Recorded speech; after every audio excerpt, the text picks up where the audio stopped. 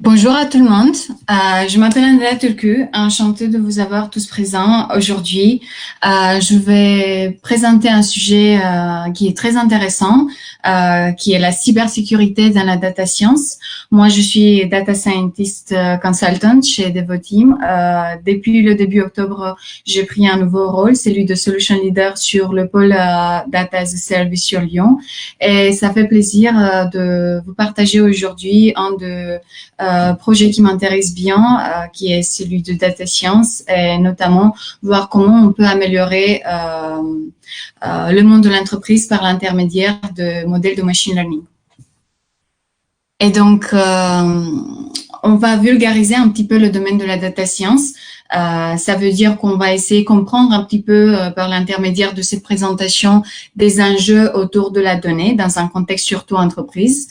On va comprendre aussi quelles sont les grandes lignes de la cybersécurité et son importance indéniable.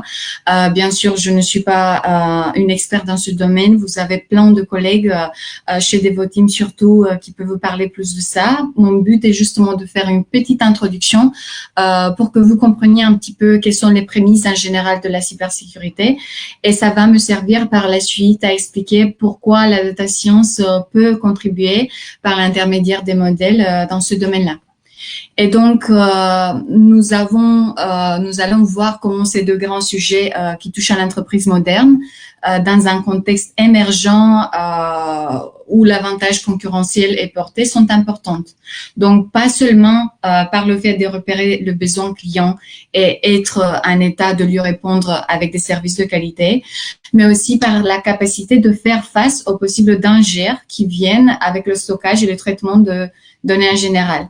Et donc, c'est dans ce contexte-là qu'on va parler de la science de données sur la cybersécurité. Et c'est parti.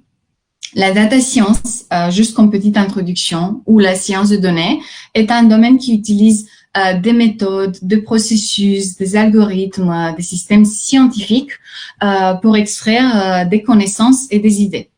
Et donc, la science de données s'appuie sur des outils mathématiques en général et surtout statistiques pour repérer des tendances générales au sein des données, tout simplement. Des tendances qui peuvent finalement refléter l'intégralité de la population étudiée. Donc, notre but est justement de comprendre un petit peu quel est le profil des observations qu'on a au sein de nos données au but de les extrapoler à l'intégralité de la population qu'on désire étudier. La data science s'appuie aussi sur le domaine informatique pour rendre plus rapide, efficace et automatisable les tendances et les calculs. Et la data science s'appuie aussi, comme vous pouvez le voir en graphique à la droite, sur la vulgarisation des données et sur des différentes techniques de reporting au but de vulgariser les résultats pour servir à la prise de décision économique dans n'importe quel domaine. Et donc, ça, ce sont les principes de base. Le premier objectif du data scientist est de produire des méthodes automatisées autant que possible, bien sûr. Ces méthodes de tri et d'analyse de données de masse et des sources plus ou moins complexes afin d'extraire des informations justement utiles ou potentiellement utiles. Parce que au début d'un cycle de vie de projet data, on ne sait jamais si ce projet-là, il va devenir extrêmement rentable ou efficace. Il faut que nous, on aille chercher les informations dans ces données pour voir si on peut trouver quelque chose de pertinent. Et donc, la science de données s'appuie donc, comme j'ai dit tout à l'heure, sur la feuille de données, qui en anglais ça veut dire data mining, les statistiques, le traitement de signal, l'apprentissage automatique et bien sûr la visualisation de données. Dans le graphique à la droite, vous pouvez observer le type de sujet qu'un participant au cycle de vie de projet data doit connaître ou y maîtriser au but de rendre le domaine de data apporteur de la valeur ajoutée pour l'ensemble de l'entreprise qui utilise ce processus et ces projets de data et bien évidemment pour servir à ses clients. J'aime particulièrement bien ce graphique parce qu'il peut donner une bonne idée sur les ressources humaines desquelles on pourra avoir besoin sur les différentes étapes du projet, ainsi que sur les compétences qui leur sont requises, tout simplement. Donc, un data scientist doit être capable de maîtriser les briques principales. Il doit être capable à faciliter l'interaction entre le développeur et le métier. Et il doit aussi avoir des bonnes compétences techniques, mais surtout interrelationnelles. Comme vous pouvez tout simplement constater, il y a des multiples domaines qui s'intersectent au but de mettre en valeur les connaissances et des idées de nombreuses données structurelles et non structurelles qui apparaissent. Sur ce slide, l'innovation numérique, comme on peut dire, redéfinit la manière dont la plupart des industries et des entreprises fonctionnent aujourd'hui. La robotique, par exemple, la technologie des capteurs de réalité augmentée ou virtuelle, l'IoT, les systèmes de modélisation des informations et d'autres technologies sont sur le point de transformer tous les secteurs. Pourquoi ne pas contribuer en tant qu'entreprise pour couvrir encore plus stratégiquement cette niche qui traite la donnée? La valeur inestimable qui rend les entreprises qui l'exploitent au maximum est bien sûr observée sur le marché. Deloitte, comme vous pouvez observer, estime que d'ici 2030, la collecte et l'analyse des données deviendront la base de toutes les futures offres de services et modèles commerciaux. Je peux ajouter que cette tendance est déjà constatée sur le marché depuis quelques années maintenant. Et que développer et mettre en œuvre des stratégies efficaces autour de l'adoption de la technologie pour la numérisation et des infrastructures et de l'analyse de comportement des utilisateurs pour répondre aux demandes de l'avenir est justement une priorité pour un grand nombre d'entreprises et pour celles surtout qui veulent rester et garder cet avantage concurrentiel. Sachez qu'en ce qui concerne la cybersécurité, comme j'ai dit tout à l'heure, je ne suis pas une experte. Parmi vos collègues, il y a des personnes qui peuvent vous donner plus de insight. Veuillez vous rapprocher d'eux. Mon but ici est justement d'expliquer le sujet de la data science dans un contexte où on traite des données qui touchent à la sécurité. Et donc, j'aimerais juste vous donner un petit overview par rapport à en quoi la cybersécurité consiste, qu'est-ce qu'elle traite, même si vous avez déjà peut-être une très très bonne idée. Et donc, la cybersécurité, selon ma compréhension, est un ensemble de technologies et de processus conçus pour protéger les ordinateurs, les réseaux, les programmes et les données contre des attaques et toutes sortes de autres comportements qui apportent du dommage ou qui font de l'accès non autorisé sur des outils et des applications. Le mot cybersécurité est juste un néologisme, cybersecurity, ça vient de l'anglais et désigne le rôle de l'ensemble de lois, politiques, outils, dispositifs, concepts et mécaniques de sécurité, méthodes de gestion de risque, actions, bonnes pratiques et bien sûr des technologies qui peuvent être utilisées pour protéger les personnes et les actifs informatiques, soit-ils matériels ou immatériels, soit-ils connectés directement ou indirectement au réseau. Voilà, ça peut vous donner une petite idée par rapport à qu'est-ce que c'est la cybersécurité. Comme vous pouvez observer sur le graphique à la droite, la donnée se trouve au cœur de démarches principales des coûts stratégiques de sécurité proactifs surtout. Donc, vous voyez bien que la data security est un point extrêmement important et qui doit être traité par toute entreprise qui offre des services informatiques. Et donc, la donnée se trouve aussi au cœur des démarches stratégiques de sécurité proactive, comme on peut observer dans le schéma ci-dessus. Donc, la cybersécurité protège les données et l'intégrité des ressources informatiques connectées ou installées sur un réseau d'entreprise. La cybersécurité a cette mission de défendre ces ressources contre tous les pirates et tout au long du cycle de l'attaque. Le Premier ministre de la France a déclaré en 2014 que la cybersécurité est une question d'intérêt majeur et d'intérêt national qui concerne tous les citoyens, tous les Français et forcément toutes les entreprises. La stratégie nationale globale sur la cybersécurité a été envisagée et Devoteam, bien sûr, est porteur important sur le marché dans ce domaine. Et donc, la citation ci-dessus pourrait vous paraître connue. Sans intégration de la sécurité dans les projets, toute initiative peut s'effondrer. Parce que c'est bien sûr une citation donnée par Devoteam. Et donc ici, je ne vais pas rentrer du tout en détail. Je vous donne juste les briques principales avec lesquelles Devoteam travaille actuellement au but de sécuriser les environnements de travail des propres consultants, mais aussi les environnements de travail et systèmes informatiques de ses clients. Voilà.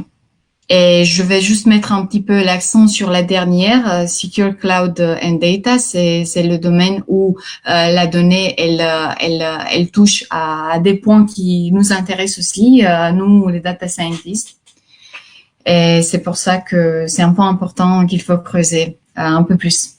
Donc, la cybersécurité concerne beaucoup de choses. Je ne serai pas capable à le présenter tout entière, mais il y a plusieurs propriétés qui peuvent être définies par l'intermédiaire de la cybersécurité. Et ça veut dire l'intégralité des données, la confidentialité, la disponibilité de ces données sont des propriétés qui garantissent le fait d'empêcher l'accès et la divulgation d'informations des personnes, le fait d'empêcher la modification ou destruction de toute information non autorisée, de manière non autorisée, et bien sûr le fait de garantir un accès rapide et fiable de façon autorisée. Il y a plusieurs risques de sécurité qu'on peut avoir, mais les plus importantes sont celles que vous pouvez observer ici. L'accès non autorisé qui accède à des informations au réseau et au système informatique sans autorisation. Les logiciels malveillants aussi qui sont tous les programmes ou tous les logiciels conçus intentionnellement pour endommager un ordinateur, un client, une application, un réseau informatique, un serveur. Le phishing, c'est un des autres types de risques qui peuvent apparaître, ou l'ingénierie sociale, tout simplement, qui regroupe un grand éventail des activités malveillantes. Et je pense que déjà, vous pourrez avoir une bonne idée. Et l'attaque zéro, ça, ce sont parmi les exemples que j'ai trouvé les plus intéressants actuellement.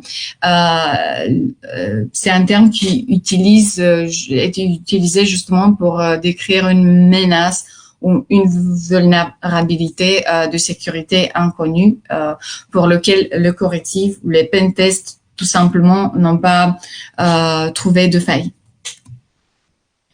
Donc, la cybersécurité dans un contexte cloud et data tel que promu par Devoteam aussi, c'est justement à mettre la gestion de la donnée dans un environnement où les conditions sont optimales pour son traitement et justement pour la partie sécurité. Et donc, la cybersécurité permet la protection des systèmes informatiques et des données surtout, et elle circule contre ceux qui on appelle les cybercriminels. Et donc, vous voyez en fait ici un graphique qui montre justement quels sont les plus grands défis qu'on trouve sur des projets cloud par rapport à la sécurité. Et juste pour faire le résumé par rapport à ma compréhension sur la sécurité, je vous montre ici des extraits d'un article très intéressant qui a fait quelques statistiques sur la cybersécurité. Je peux vous partager le lien si vous voulez. Mais vous trouvez juste ce guide visuel pour montrer quelques faits et chiffres qui sont les plus importants et pertinents dans le domaine de la cybersécurité sur l'année précédente. Ce que je vous ai présenté jusqu'au présent est juste une petite résumé qui exprime en grande ligne le besoin de la data science au sein d'une entreprise, le besoin de la cybersécurité au sein d'une entreprise. Et maintenant, on va commencer à voir comment ces deux domaines peuvent s'entraider pour arriver à améliorer le système de sécurité. OK. Donc, pour commencer avec ce troisième chapitre, voici un graphique parlant réalisé par le Journal of Big Data qui exprime justement les tendances de popularité de la science de données, de l'apprentissage automatique et de la cybersécurité au fil du temps. OK? Donc, l'axe des X en horizontal représente les informations de haut datage, voilà, à partir de la fin de l'année 2014, et l'axe de Y représente justement les valeurs de popularité correspondantes. Et donc, comme on peut observer, il y a une corrélation positive et donc croissante entre ces trois variables au fil du temps. Il y a une croissance notable entre la demande de compétences sur le domaine de sciences de données en général, sur les méthodes d'apprentissage automatique ou machine learning, et en particulier, et bien sûr, sur le domaine de la cybersécurité. Ces domaines marchent ensemble et ne pourront pas être dissociés, surtout dans les années qui vont suivre. Ces domaines apportent de la valeur ajoutée de façon cyclique, tout simplement, et réciproquement aussi. Et donc, les scientifiques ont envisagé à trouver des moyens d'entraide au but de réaliser des méthodes de détection améliorées, des intrusions, OK, donc à partir des données qui traitent des valeurs qui concernent la sécurité. Et donc, en fait, ces modèles, ils ont été trouvés par l'intermédiaire de capacités de prédiction sur le modèle de machine learning ou apprentissage automatique, tout simplement. Et nous allons rentrer un peu plus en détail actuellement. Donc, il y a tout un domaine qui a commencé à émerger qui s'appelle la science de données de cybersécurité, tout simplement, ou Cybersecurity Data Science. Donc, c'est toute une nouvelle science et oui, elle existe. Dans la littérature de spécialité, il y a plein d'articles qui font des prévisions sur les données qui concernent la sécurité.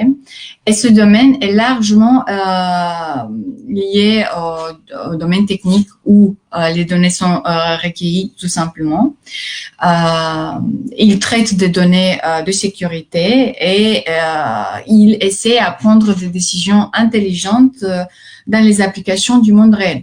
OK? Donc, la science des données de cybersécurité est axée sur les données de sécurité, tout simplement, et s'applique avec des méthodes de machine learning ou d'apprentissage automatique pour quantifier les cyberrisques. Et donc, en fait, cette science cherche finalement à optimiser tout simplement les opérations de cybersécurité. Vous vous rendrez bien compte que dans un contexte de big data où on a des millions, voire de milliards de lignes d'observation, il est très difficile pour un individu de pouvoir justement observer des patterns ou des tendances au sein de ces grands volumes de données. Et donc, on utilise la data science justement pour repérer ces patterns par eux-mêmes. Et donc, l'objectif ultime de la science de données de cybersécurité est de prendre des décisions intelligentes à partir de données, juste pour récapituler, à partir de données de sécurité pour des solutions de cybersécurité intelligentes. Et donc, c'est un petit peu un changement de paradigme par rapport aux solutions de sécurité traditionnelles qui existent et qui sont bien connues, par exemple les pare-feux, l'authentification, le contrôle d'accès des utilisateurs, les systèmes de cryptographie, etc. Et donc, ce domaine pourrait aider encore plus les méthodes traditionnelles à être plus efficaces selon les besoins actuels de la cybersécurité. OK. Et donc, on arrive aux tâches d'apprentissage automatique en cybersécurité. Je vous ai mis un graphique à la droite qui exprime bien les branches principales qui peuvent dériver du grand sujet qui est le machine learning. Et donc, On a plusieurs de branches. Il y a beaucoup de méthodes qui sont utilisées. Je ne veux pas rentrer en détail technique non plus. Le but est juste de vous montrer que on peut utiliser beaucoup de méthodes qui font partie dans beaucoup de branches pour répondre à ce problème de rendre les systèmes de sécurité plus intelligentes, tout simplement.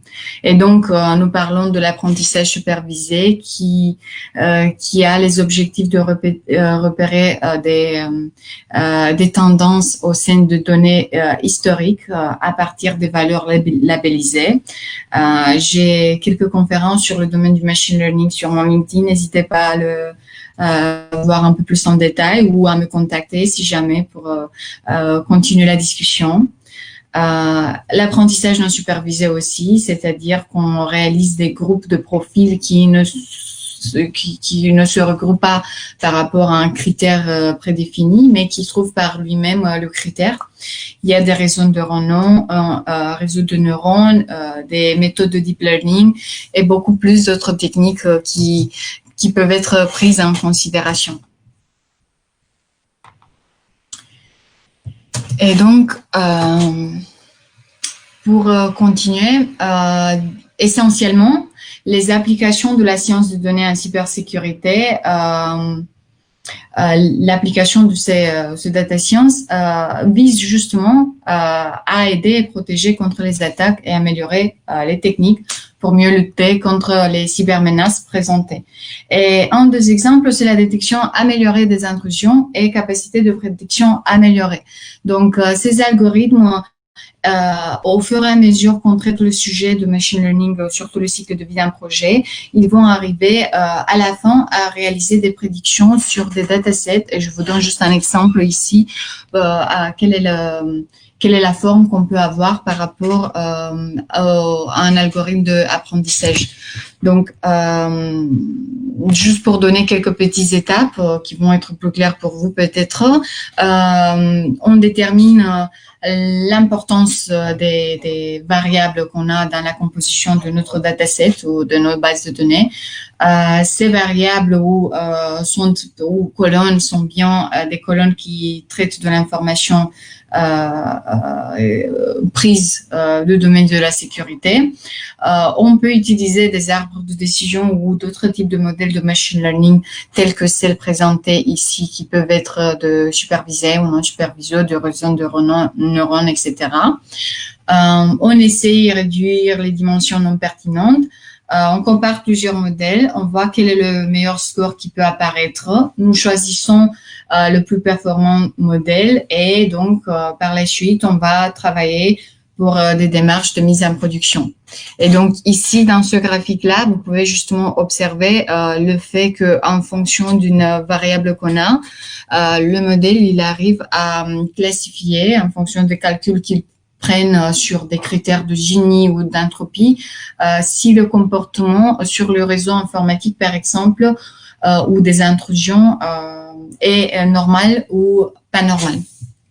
Et donc, extraire des modèles d'incidents de sécurité ou des informations à partir de données de cybersécurité et créer un modèle basé sur les données est clé pour rendre le système de sécurité automatisé et intelligent.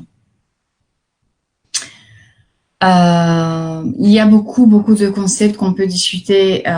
Bien sûr que je ne veux pas insister sur la partie cybersécurité. Je veux juste dire comment elle influence le domaine de data science et quelles sont les briques ou le pipeline qu'on peut tout simplement utiliser au but de rendre le processus plus fluide. Un des concepts assez importants avec lesquels la data science travaille sur le domaine de cybersécurité, c'est le concept de système de détection d'intrusion qui s'appelle en anglais Intrusion Detection System.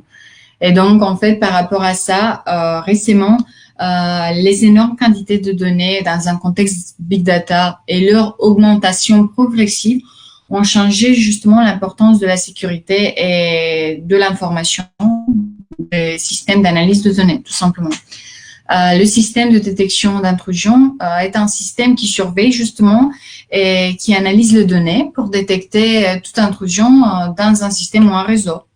le volume élevé, la variété, la vitesse très élevée de ces données génèrent dans le réseau, qui sont générées dans le réseau, ont rendu justement très difficile ce processus d'analyse de données pour détecter les attaques par des moyens techniques traditionnels. Et ici, il y a 3 méthodes pour détecter les attaques, comme vous pouvez observer. Celle basée sur des signatures, sur des anomalies, et celle qui mélange toutes les deux, qui s'appelle détection basée sur des hybrides.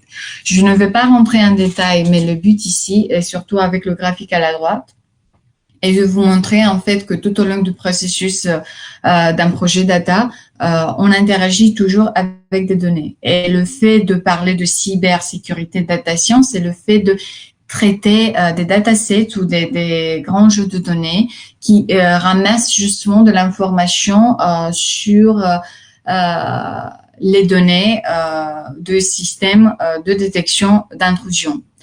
Il y a une partie très importante de data pre-processing. Ici, j'ai dit using Spark justement pour la partie de mise en production qui pourrait être très utile et surtout en temps réel. Il y a de sélection de variables qui sont significatives, statistiques et significatives. Il y a de l'entraînement sur ces données-là qui peuvent requérir beaucoup de capacité de processing et de force de mémoire. Et ensuite, il y a les résultats qui peuvent à leur tour être aussi scalables ou mis en production. Donc, j'ai dit que la détection améliorée des intrusions, elle est très importante. Je vais parler aussi d'un autre exemple d'implémentation bénéfique de modèles de machine learning sur l'amélioration de la cybersécurité, qui est l'analyse comportementale. Donc, l'analyse comportementale aussi que la détection améliorée se base sur des prédictions. La prédiction de la fraude, par exemple, dans l'analyse comportementale et dans le système bancaire étant de ces exemples. En fait, c'est avec ce type de projet que j'ai commencé mon aventure dans le domaine de la data science, en réalisant un proof of concept qui faisait de l'analyse de transactions financières frauduleuses à la carte bancaire en ligne en temps réel. Et donc, en fait, le but était de construire des modèles de détection généralisés sur plusieurs algorithmes et qui ramassent les caractéristiques les plus pertinentes, les plus importantes avec le meilleur score, qui est à dire le taux pour lequel on est sûr avoir des bonnes prédictions. Donc, par exemple, si on a un niveau de confiance de 95%, je rentre un peu dans les détails statistiques, on peut dire avec 95% de sécurité que les données qu'on va prédire vont être bien prédites. Et donc, ça c'est une des idées de prédiction de la fraude. C'est-à-dire, je suis sûr qu'en fonction du comportement utilisateur en ligne, je pourrais dire 95% qu'il va être classifié de bonne façon. Et donc, il est bon de pouvoir détecter et identifier des malwares ou des attaques en général, mais comprendre le comportement de l'attaquant est une chose. Grâce à la science de données, les entreprises peuvent désormais analyser de manière fiable une grande quantité d'informations qui peuvent être traitées en temps réel pour repérer des acteurs malveillants qui ont un comportement un petit peu dissocié de la moyenne de population en termes de comportement. Et donc, en fait, ici, je peux dire justement que nous, on est intéressé de faire ça. Pourquoi? Parce que dans la data science, il y a déjà des modèles qui se basent sur l'historique de nombreux individus, et l'historique transposé justement dans des matrices multidimensionnelles qui traitent plusieurs dimensions, donc c'est comme le nom le dit, et qui peuvent repérer tout comportement qui dévie de la moyenne, par exemple. Et dans ce contexte, on parle de profilage du comportement utilisateur qui est réalisé notamment par l'intermédiaire des méthodes de clustering. Voilà, c'est juste pour vous donner une idée, pour présenter un petit peu le sujet en gros, pour savoir qu'il existe, pour savoir qu'il y a des méthodes qui peuvent le traiter et pour savoir que ça pourrait être intéressant pour nous d'aller sur ce chemin-là où on propose des méthodes de travail qui aident justement au développement de ce sujet, qui est très nouveau et qui pourrait donner un avantage concurrentiel par la suite. Le dernier slide est celui qui montre quels sont les problèmes de recherche et orientation future qu'on pourrait avoir. Et comme vous voyez ici, l'ensemble de données de sécurité pose déjà un problème parce que la plupart des ensembles de données existants sont très anciens ou insuffisants pour comprendre les modèles comportementaux. Qui sont récents et diverses. Voilà. La gestion des problèmes de qualité est aussi un point très important puisque parfois sur le chemin, à partir de la collecte de ces données jusqu'à la partie du stockage et traitement, il y a des blocages. Les données peuvent être incomplètes ou déséquilibrées ou contenir justement des incohérences liées à un accident de sécurité particulier.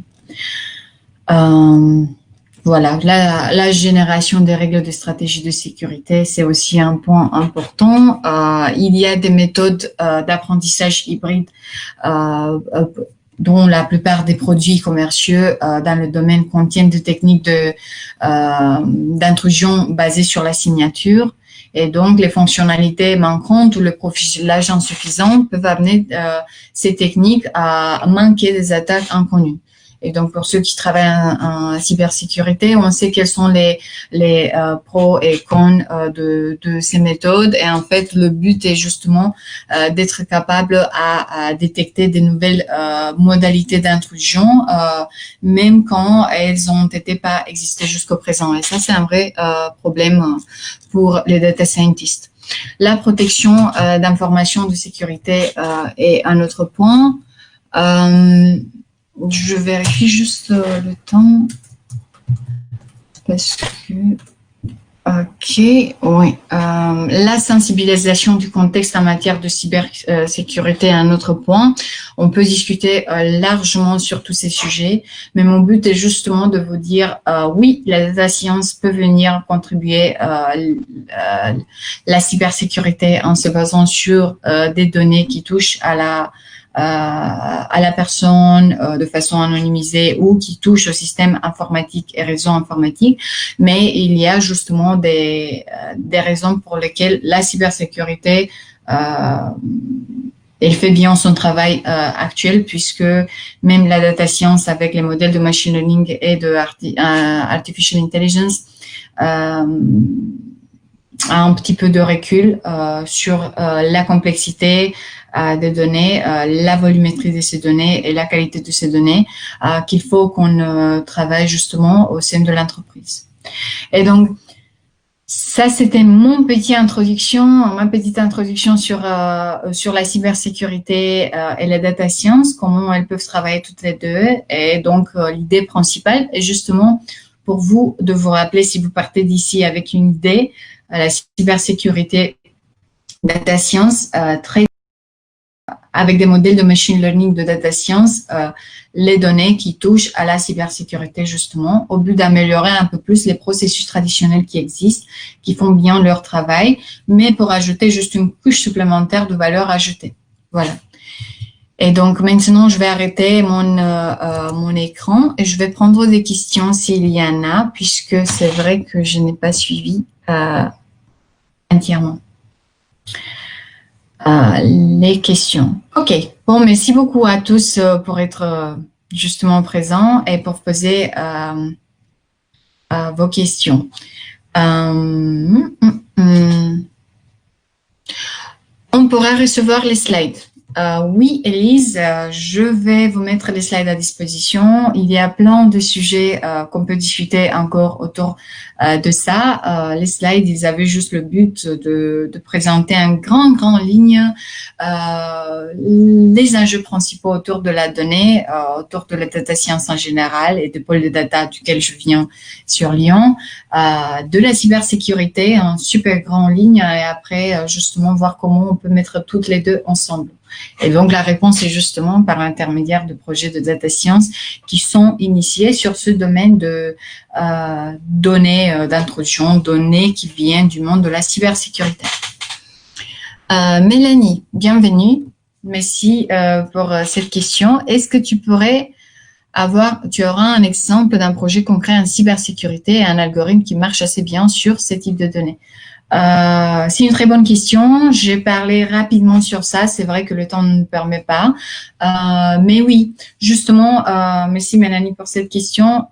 Des projets de détection de fraude, par exemple, ils sont ceux qui font un petit peu partie de ce monde de cybersécurité, puisque les projets de data science en général, ils essayent de faire des prédictions. Et donc, en fait, les prédictions qu'on réalise sur les comportements frauduleux, ils viennent déjà à comprendre le comportement de quelqu'un qui fera une fraude. Et ensuite aussi de comprendre comment repérer les failles de système sur lequel l'individu fait une fraude. Donc oui, il y a beaucoup d'exemples. Celui de la fraude me vient en tête le plus rapidement. Il y a d'autres, on peut discuter un peu plus un peu plus tard. Voilà. Celui des incidents, c'est un autre exemple que je trouve. Le fait de monitoriser les flux d'informations qui rentrent et qui sortent de data center, ça peut donner une bonne idée sur les possibles intrusions non autorisées, bien sûr, qui existent. Ok, un algorithme qui marche assez bien sur ces types de données. Oui, il y a plein d'algorithmes. En fait, tu peux utiliser n'importe quel type d'algorithme qui fait partie de ce domaine de machine learning qui est celui d'apprentissage supervisé ou non supervisé ou par renforcement réseau de neurones.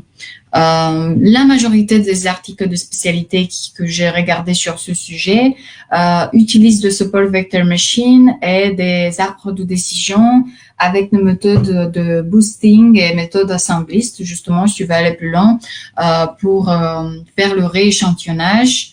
Ensuite, avec cross-validation et la partie boosting ou méthode assembliste pour améliorer les scores de mauvaises observations mal classées. Voilà.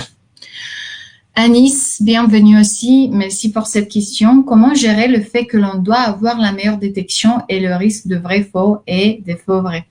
Oui, ça c'est une très bonne question et ça c'est une question qui vient souvent lorsqu'on essaie de faire la détection de la fraude ou n'importe quel type d'autre détection.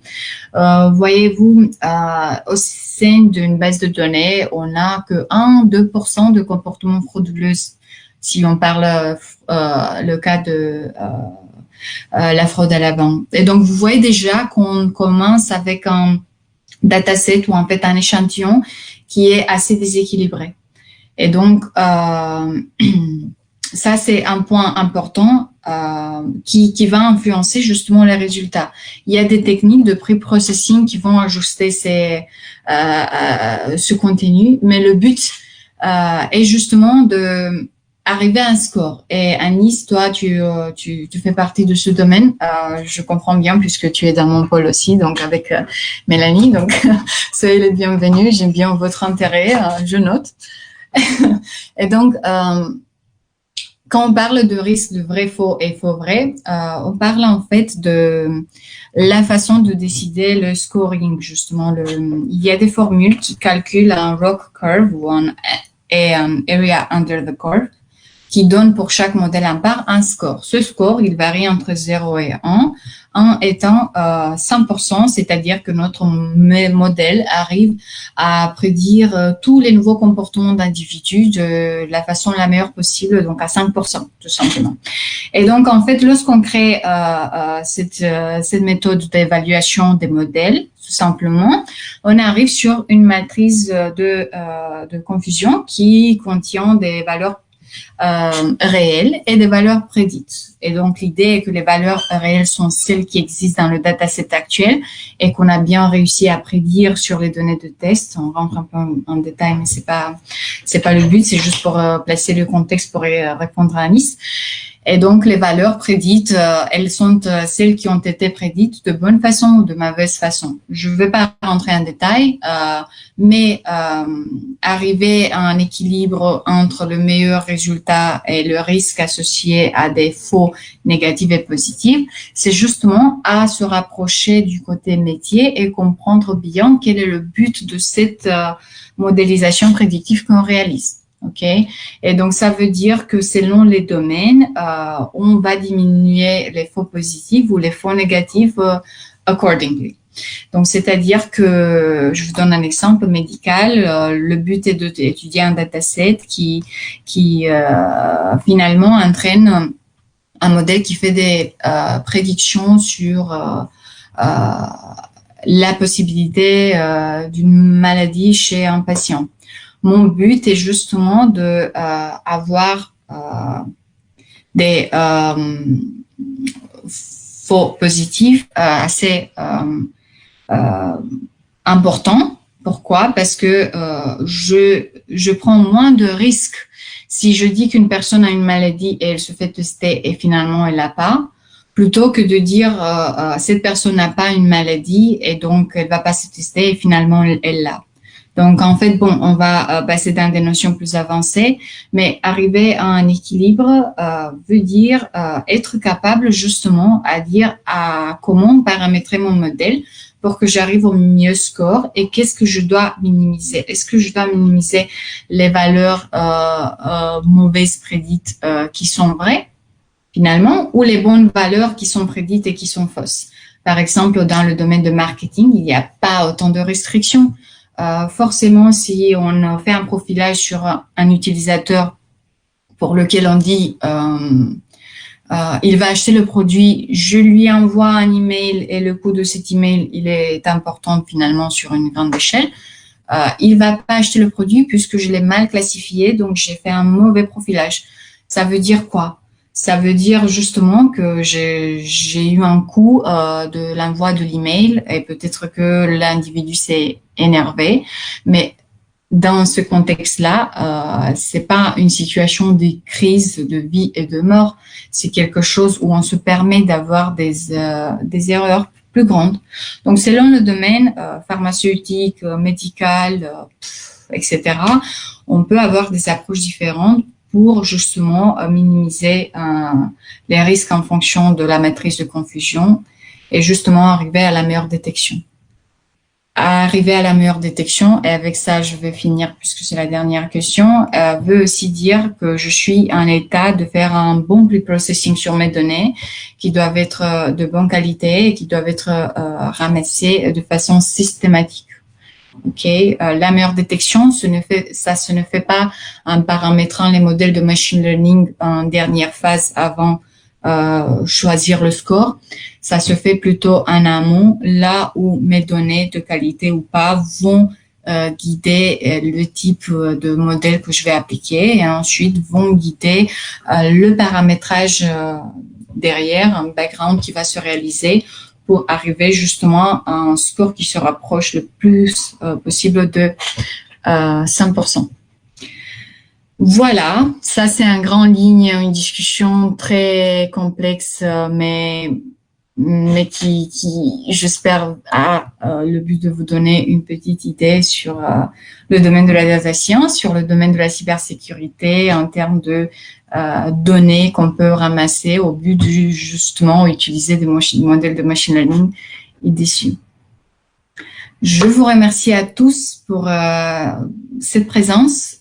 N'hésitez pas à me contacter si jamais vous avez des questions ou des idées un peu plus. Et je serai mon plaisir, le plaisir de mes collègues aussi et tous les collaborateurs de pouvoir répondre sur ces sujets qui sont d'actualité, qui présentent un avantage concurrentiel important sur le marché français et que je trouve sont aussi un avantage concurrentiel important pour Devoteam. Voilà. Passez une bonne journée et à très bientôt.